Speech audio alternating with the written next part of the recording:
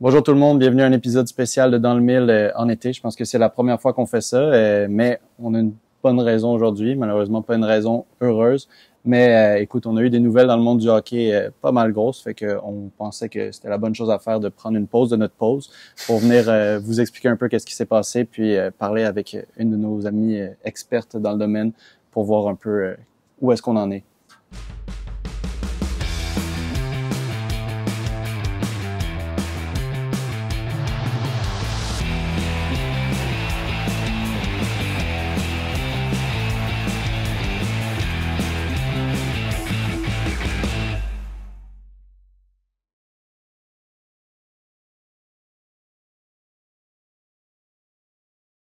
Vous allez donc comprendre qu'on va parler aujourd'hui de la saga Hockey Canada, dont le verdict est tombé le 24 juillet 2025. Je vais juste revenir un peu dans le temps pour vous expliquer ce qui s'est passé et comme ça, on pourra ensuite partir avec des bonnes bases sur le sujet de la vidéo. Donc, en janvier 2018, comme à chaque année, il y a le championnat mondial junior. Et bien là, cette année-là, c'était le Canada qui avait gagné. Quelques mois plus tard, en juin, ils ont célébré cette victoire à London, Ontario. Et le lendemain de cette fête, le beau-père de la victime aurait contacté Hockey Canada en disant qu'il y aurait eu une jeune femme qui aurait été agressée sexuellement. Donc là, l'organisation va informer son assureur et la police de London, mais dès février 2019, l'enquête est close sans accusation et Hockey Canada en reste là. C'est juste en avril 2022 que la victime va déposer une poursuite civile de 3,55 millions de dollars. Un mois plus tard, TSN révèle que Hockey Canada a réglé l'affaire hors cours. L'indignation publique est immédiate parce qu'en fait, on apprend que l'organisation gérait un fonds secret financé par les frais d'inscription des joueurs. Donc, oui, les joueurs juniors, mais aussi les petits joueurs Pee-wee, Bantam, et qui s'appelait le National Equity Fund, utilisé pour étouffer ce genre de dossier-là. Donc, depuis 1989, ce fonds avait versé plus de 7,6 millions de dollars à 22 victimes, dont 6,8 millions liés à l'affaire Graham James. En juin et juillet 2022, Hockey Canada va subir une avalanche des audiences parlementaires, des pertes de commanditaires majeurs, des gels de fonds publics, des démissions de dirigeants. Un plan d'action est donc annoncé pour une formation sur le consentement, une réforme de gouvernance, un mécanisme de plainte confidentiel. Mais c'est qu'en janvier 2024 que 5 joueurs vont vraiment être officiellement accusés, donc les Michael McLeod, Carter Hart, Alex Formenton, Carl Foote et Dylan Dubé. Le procès va s'ouvrir en avril 2025, marqué par 2 jurys qui seront par la suite disqualifiés. Il va se terminer 8 semaines plus tard et le 24 juillet, la juge Caro Chia acquitte les 5 joueurs, estimant que le témoignage de la plaignante n'était ni crédible ni fiable et que la preuve ne permettait pas d'exclure un consentement. Aujourd'hui, la Ligue nationale tient encore à ce que les joueurs ne soient pas permissibles de jouer dans la Ligue nationale, donc les rendant inéligibles à jouer, mais l'association des joueurs, eux, c'est normal, ils défendent les joueurs, demandent à ce que les 5 joueurs soient réintégrés dans la Ligue nationale ou en tout cas soient éligibles pour avoir une signature de contrat. Il est intéressant aussi de juste signer que la Ligue nationale fait sa propre enquête en ce moment avec les documents et elle examine donc tout ce qui s'est passé dans le procès pour s'en faire sa tête et arriver à une conclusion.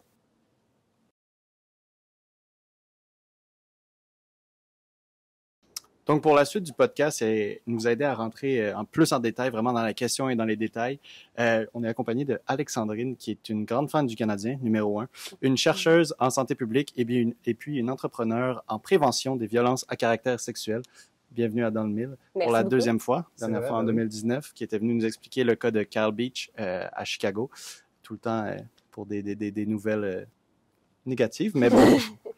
Ouais. Écoute, pour commencer, j'aimerais ça que tu nous expliques un petit peu. Là, on sait que les joueurs ont été reconnus non coupables. Qu'est-ce que ça veut dire, ça? Bien, tout d'abord, c'est vraiment important de faire la distinction entre non coupable et innocent. Donc, le système de justice au Canada se base sur un principe qui est assez clair, qui est la présomption d'innocence. Donc, lorsqu'une personne est accusée d'un fait criminel, par exemple une agression sexuelle, eh bien, le système va prendre pour acquis qu'elle est innocente jusqu'à preuve du contraire. Et cette notion-là de preuve a été vraiment centrale dans toute l'histoire d'affaires Hockey Canada, parce qu'une des raisons principales pour laquelle la juge a considéré les 5 joueurs non coupables, et dû au fait que plusieurs des preuves qui voulaient être utilisées par les avocats qui défendaient EM, donc la personne présumément victime, ont été considérées comme étant non recevables. Donc, en gros, la juge, elle, ce qu'elle vient dire, c'est ben avec les informations à ma disposition que j'ai le droit d'utiliser, je ne peux pas conclure hors de tout doute raisonnable que les 5 hockeyeurs sont coupables des chefs d'accusation qui leur sont portés. C'est parfait. Écoute, là, je pense que ça nous permet vraiment de rentrer plus en détail sur la décision de la LNH qui, eux, en gros, ce qu'ils disent, c'est on respecte la décision de la Cour, mais on veut quand même, à aller mettre notre enquête avant de nous prendre une décision finale. Donc, ils vont regarder toutes les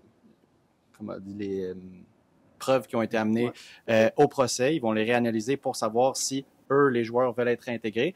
Et puis, c'est là qu'on a un peu le débat sur la décision de l'association des joueurs de venir et de contester cette décision-là déjà. Donc, en ce moment, l'association des joueurs disent que eux, peu importe l'enquête, vu que la juge a décidé que les joueurs étaient non coupables, eh bien, ils veulent que les joueurs puissent réintégrer la Ligue nationale, peu importe la conclusion de l'enquête de la LNH. Puis là, c'est là que ça soulève des questions plus liées à la morale, plus liées à quel genre d'image la LNH et l'association des joueurs veulent soulever. Parce que, justement, tu sais, je pense que moi, ce que je retiens vraiment quand je lis, justement, sur ça, et puis quand on nous explique c'est quoi vraiment un verdict non coupable, c'est que la loi n'égale pas toujours la moralité. Dans le sens, en cours, pour vraiment mettre quelqu'un coupable et puis le condamner, il faut vraiment qu'on n'ait aucun doute. Là, dans ce cas-ci, la juge nous dit qu'elle a des doutes, que, justement, il y a eu trop de témoignages. Il y a plein de choses aussi qui se sont passées avec le jury, comme je le disais au début dans l'intro. Il y a tellement de choses qui se sont passées qu'on ne peut pas être convaincu. Mais là, est-ce que ça veut dire que c'est moral pour ces joueurs-là de revenir en Ligue? Est-ce que ça veut dire que c'est moral et c'est acceptable ce qu'ils ont fait? T'sais? Mais je pense qu'il y a 2 éléments à prendre en considération ici. La première, c'est les lacunes du fonctionnement du système de justice au Canada. Puis ça, c'est quelque chose qui est propre, en fait, à la manière dont les institutions fonctionnent et prennent en charge des gens qui ont vécu des situations qui peuvent être excessivement traumatiques. Si on prend l'exemple du procès dont on parle en ce moment, tu sais, le contre-interrogatoire a duré 7 jours. 7 jours à se faire scruter, contre-interroger, prêter des intentions, c'est quelque chose que n'importe quel humain trouverait excessivement difficile. Donc, ça a quand même ouvert une réflexion dans la société civile. Est-ce que la manière dont les procès pour agression sexuelle fonctionnent en ce moment sont vraiment le plus efficace ou peut-être le plus empathique possible, ou est-ce qu'il y aurait manière de faire mieux? Je pense aussi peut-être un des deuxièmes éléments à prendre en considération, c'est que ce que l'association des joueurs va considérer pour prendre sa décision, puis ce que la LNH va considérer, c'est 2 intérêts différents. La LNH pense à sa réputation, à son argent, inévitablement, à protéger aussi la réputation des joueurs de hockey, versus l'association des joueurs, leur seul but, c'est de protéger les joueurs de hockey.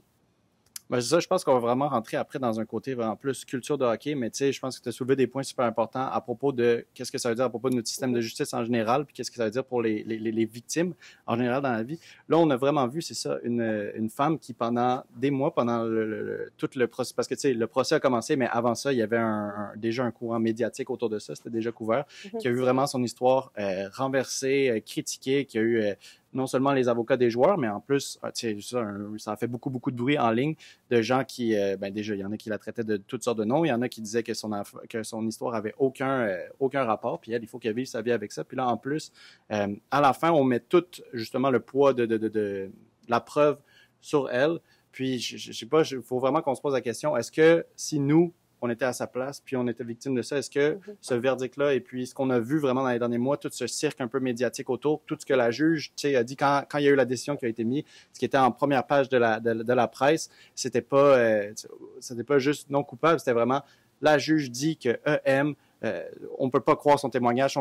Appelle le témoignage de EM non fiable. Je pense que c'était exactement ça qui était sur la non fiable, non crédible. Quelque chose dans le genre, mais tu sais, c'est ça, si on se met dans la peau d'une victime qui hésite à vraiment aller dénoncer. Quand elle voit ça, quand elle voit la couverture qu'il y a eu, est-ce que, en tant que société, on trouve que ça encourage les gens à vraiment sortir? Est-ce que ça donne envie de dénoncer puis d'aller porter plainte? Est-ce que ça nous donne confiance envers ce système-là? C'est là que moi, je me pose des grosses questions hors du monde du hockey, justement.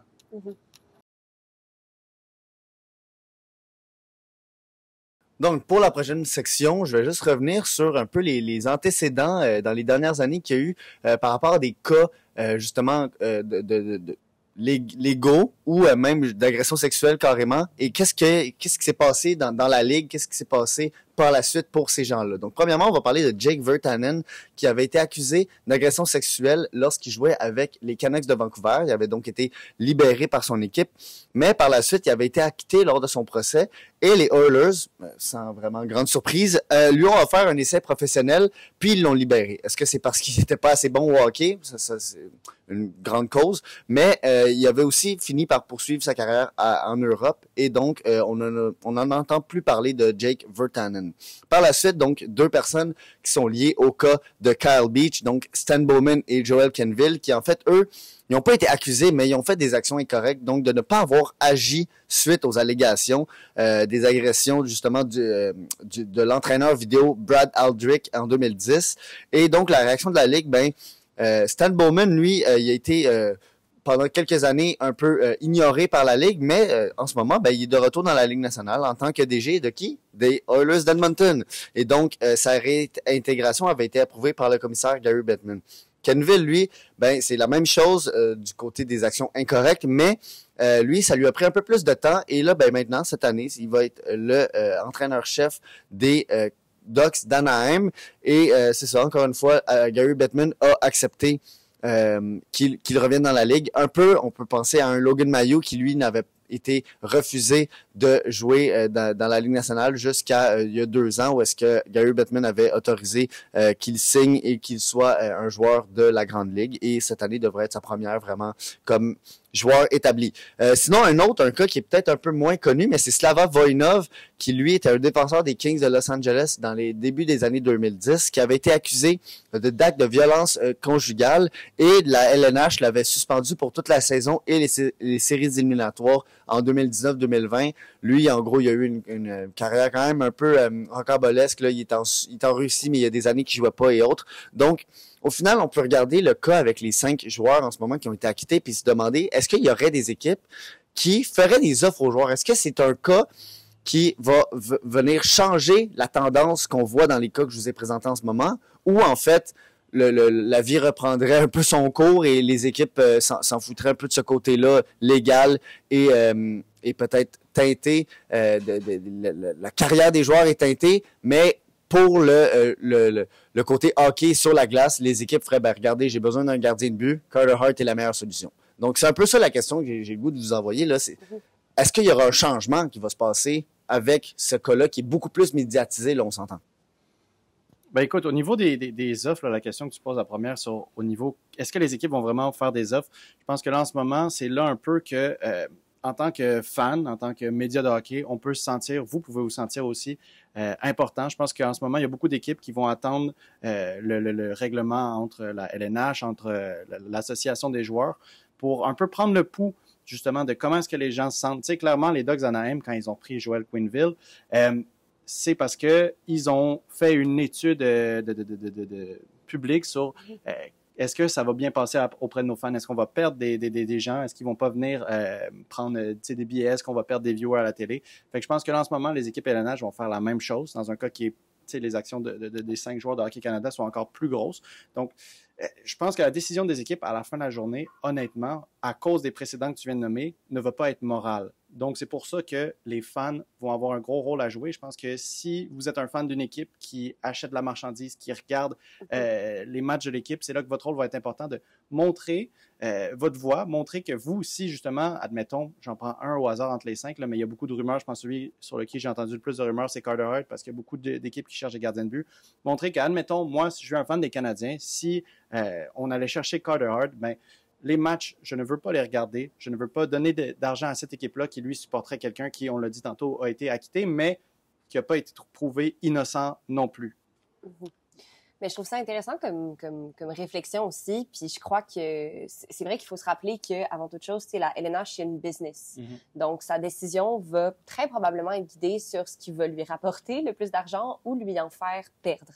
Après, je pense qu'il faut quand même rester un peu lucide par rapport à toutes les stratégies de relations publiques auxquelles on va peut-être continuer à être confronté dans les médias, puis qu'on a déjà commencé à voir avec la grosse médiatisation du verdict du procès, dans le sens où des discours comme « Ah, tu sais, ces joueurs-là, qui ont été accusés voient leur carrière détruite alors qu'ils ont un verdict non coupable, l'effet que ça va avoir sur leur vie, sur leur futur, c'est trop intense, il ne devrait pas avoir de conséquences, alors que malheureusement, on n'apporte pas la même logique à la vie des personnes victimes. C'est quand est-ce qu'on va parler de si une personne qui a été victime de violences à caractère sexuel va être capable de continuer à travailler après coup?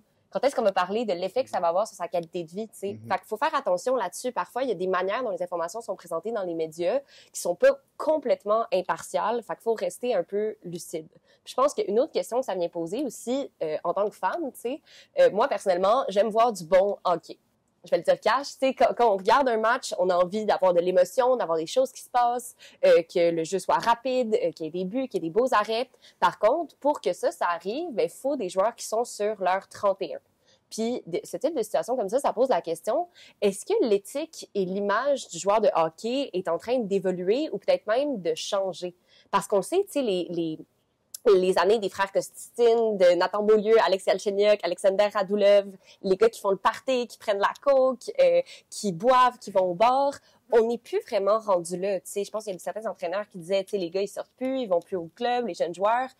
Puis ça s'explique quand même par le fait que le niveau de jeu est rendu tellement élevé que tu peux pas être hangover puis sur la glace pour une game de la LNH, tu sais. Fait que là-dessus, tu sais, je pense que la question de l'être humain puis du joueur devient de plus en plus rapprochée puis considérée comme la même personne.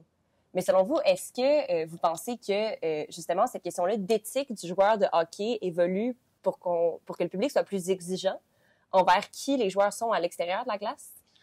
Ben moi, je vais penser, oui, aux fans, mais aussi, comme tu l'as dit, les fans est important, mais les joueurs aussi dans la Ligue nationale ont une vision très différente maintenant. On peut penser au cas Mitchell Miller, qui lui, bon, ça avait été un cas de racisme, ça avait été un cas d'intimidation, et quand il avait été libéré par l'Arizona, ben Boston avait essayé de le signer et avait voulu, en fait, parce c'était un joueur qui avait quand même un certain potentiel, et quand Boston l'a signé, mais pas juste la communauté, mais aussi les joueurs au sein de l'équipe. Le capitaine Patrice Bergeron était allé voir son directeur général en disant « Nous, on le veut pas dans la chambre. » Donc, je pense que quand tu poses cette question-là, moi, je pense qu'il y a quand même ce côté-là où est-ce que les joueurs, maintenant, sont quand même plus renseignés, sont plus alertes de ce genre de choses. Dans le temps, ça aurait peut-être été plus « Hey, ce qu'il fait à l'extérieur de la glace, ça m'importe peu. » Mais maintenant, c'est plus ça. C'est plus cette réalité-là. Donc, pour répondre à ta question, moi, je pense que ça va venir, oui, des fans, ça va venir aussi de l'intérieur. On peut penser, mettons, pour le Canadien. Là, je te juste lancer ça comme ça. Mais est-ce qu'un Nick Suzuki va accepter qu'un Michael McLeod, qu'un Dylan Dubé débarque dans son équipe? À quel point c'est une culture, quand tu veux bâtir une culture d'équipe gagnante, à quel point avoir un joueur qui est comme, justement, avec une tâche comme ça, vient s'insérer là-dedans pour gagner la Coupe Stanley au final? Oui, puis moi, je veux parler aussi plus du niveau organisationnel parce que nous, on couvre la LHMQ de proche. On a vu, il y a RAD qui ont fait un reportage là-dessus à la Coupe Mémorial. Il y a eu un autre reportage, je pense, de RAD aussi qui était sorti où vraiment, on va dans les coulisses un peu de la LHMQ de certaines équipes pour se poser la question qu'est-ce qui est fait. Puis, écoute, je pense que faut rester honnête entre nous. C'est des nouveaux programmes qui sont mis dans les équipes pour conscientiser les joueurs sur le consentement, sur justement le rythme de vie. Tu sais, juste faire des bonnes personnes en général. Là. Oui, il y a le consentement, il y a plein de choses qui viennent avec. Puis ça va être super bénéfique pour les joueurs, mais je pense que justement, c'est ça. C'est tous des programmes qui sont en train d'être mis en place. Puis ça va prendre un petit peu de temps avant de voir c'est quoi les effets, mais je pense que justement, le plus les ligues, les équipes réalisent de plus en plus c'est quoi l'importance, c'est quoi vraiment une bonne personne, tu sais, qui voit vraiment l'humain complet que leur organisation gère, vraiment plus que juste le hockey sur glace, même si à la fin de la journée, on l'a dit, la LNH, c'est une business. La LHMQ, c'est du développement, mais ça reste des business. Les équipes font de l'argent. On paye de l'argent pour aller voir des joueurs. Il faut qu'il y ait de l'argent qui marche là-dedans.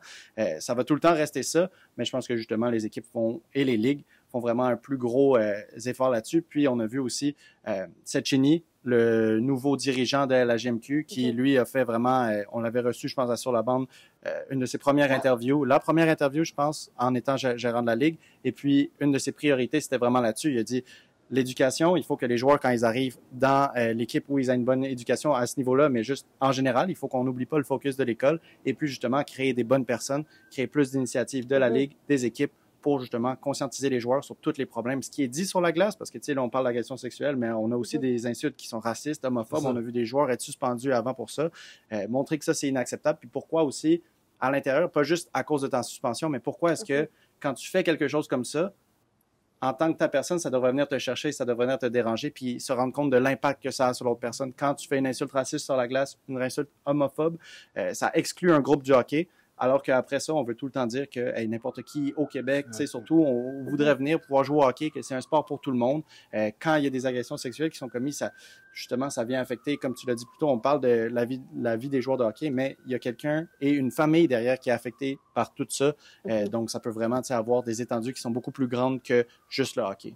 Puis là-dessus, je trouve ça intéressant parce qu'à la question, est-ce que les jeunes joueurs de hockey, là, on parle du Québec, on va prendre l'exemple du Québec, ont le support nécessaire pour se développer en tant qu'humains, pour devenir des bonnes personnes et pas juste des bons joueurs? Parce que je pense que longtemps, la manière dont les différents programmes, écoles, peu importe, réfléchissaient le hockey, c'était bon. Ce qui est important, c'est ce qui est à la glace.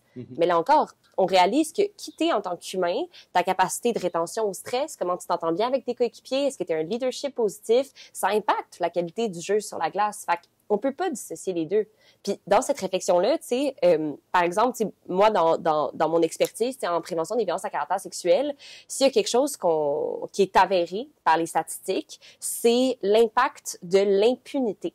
L'impunité, donc le principe que si une personne pense qu'elle peut commettre n'importe quelle action et pas avoir de conséquences pour ces actions-là, le risque et la probabilité qu'elle commette ces actions sont beaucoup plus élevés que si elle pense qu'il va avoir des conséquences. C'est exactement la même chose que, par exemple, dans une foule, une personne qui va aller pogner les fesses de quelqu'un d'autre dans la foule, si elle pense que personne autour va réagir, il y a beaucoup plus de chances qu'elle le fasse que si elle pense que quelqu'un à côté va remarquer et faire « Hey, qu'est-ce que tu es en train de faire? » réagisse puis qu'il se fasse kick-out. Fait que c'est là aussi qu'il est important de réfléchir à comment on fait pour s'assurer que la culture de l'impunité disparaisse dans les différents milieux au Québec pour que les joueurs se responsabilisent par rapport aux conséquences de leurs actions.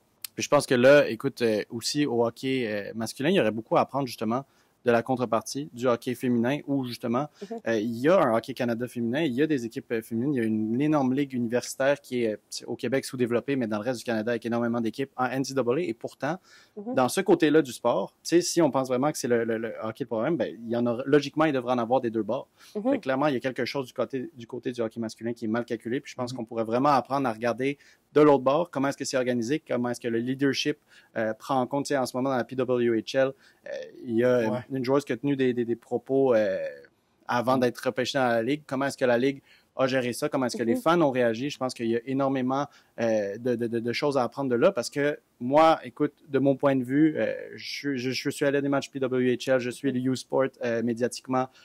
Hockey féminin, je vais à énormément de matchs chaque saison pour le podcast et pour le plaisir. Et puis, on remarque vraiment une ambiance qui est beaucoup moins hostile, puis vraiment beaucoup plus, tu sais, on dirait vraiment plus, quand on parle d'unité de hockey, je le ressens vraiment plus dans ce côté-là du sport que dans le hockey masculin. Ben oui, puis je pense que là-dessus aussi, il y a toute la question de l'importance des modèles qui va être super cruciale, je crois, pour la future génération d'hockeyeurs puis d'hockeyeuses au Québec. Tu sais, moi, je pense que justement, des modèles comme Nick Suzuki, tu sais, du monde qui sont reconnus pour être gentils, empathiques, pour se soucier du bien-être des autres, c'est ça qu'on veut pousser comme modèle. On veut pas pousser quelqu'un qui, oui, OK, peut-être score des buts, mais dès qu'il sort de la glace, c'est pas une bonne personne. Ben, c'est ça, puis écoute, je pense que c'est encore... c'est qui, nous, le joueur que, tu sais, on connaissait le mieux de notre époque? Ça a été Sidney Crosby. Sidney Crosby, on l'a vu peut-être à 2-3 fois dans sa carrière perdre un petit peu de patience, mais tu sais, sinon, pourquoi est-ce que les parents étaient contents d'acheter un chandail de Sidney Crosby à leur enfant? Pourquoi est-ce que les enfants s'associaient autant avec ce joueur-là? C'est parce que c'est tout le temps quelqu'un qui a été leader dès un super jeune âge, qui est arrivé dans la LNH près, qui était tout le temps calme, puis justement qui montrait le bon exemple. Puis tantôt, t'as parlé de Patrice Bergeron avec Boston, puis dans la situation Mitch Brown. C'est exactement... Miller. Brown, excusez-moi. Très gentil. On coupera ça. Très gentil, Brown. Miller, justement, on voit justement exactement le même exemple d'un joueur qu'on aime, oui, à cause de ses skills sur la glace, mais aussi à cause de ce qu'il amène autour, puis parce qu'on peut s'identifier avec lui, puis que si on le croisait justement, s'il était dans notre équipe, là, admettons qu'on avait les skills, c'est quelqu'un que tu serais très, très à l'aise d'avoir, puis tu serais content d'écouter. Ouais. Ben écoutez, les gars, Dans cette foulée-là, j'aurais peut-être une dernière question pour vous, juste parce que je suis vraiment curieuse. Selon vous, pensez-vous que, considérant qu'on sait que, tu sais, Hockey Canada avait comme 3 fonds pour passer sous silence des affaires d'accusation d'agression, de violence à caractère sexuel, puis qu'il y a eu plus de 22 personnes victimes indemnisées à ce qu'on sache, selon ce qui est sorti dans les enquêtes TSN, Globe and Mail, etc. Selon vous, est-ce qu'il y a des joueurs qui présentement jouent dans la LNH et avec l'affaire Hockey Canada, commencent à avoir peur que la vérité sorte sur des affaires qui se sont passées, que ce soit genre dans d'autres équipes dans lesquelles ils ont joué ou peu importe? Nichushkin.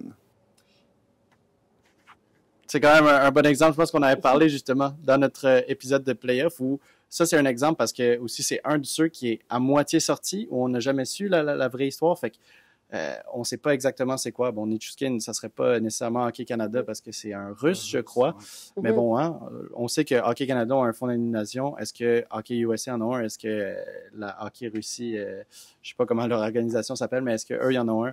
C'est des questions à se poser aussi. Mais oui, tu sais, justement, Nichushkin, lui, il a eu la malchance, ou nous, on a eu la chance, lui, il a eu la malchance que justement ça sorte, qu'on sache qu'il y a une situation nébuleuse, puis que tout ce qu'on sait, c'est que la Ligue et la police ont décidé que après la suspension, c'était correct, que il n'y a pas eu de charges qui ont été posées, puis la Ligue, il y a eu une petite suspension, mais c'était rien de trop énorme. Là. Il est encore dans la Ligue en ce moment, puis il se porte bien sur la glace.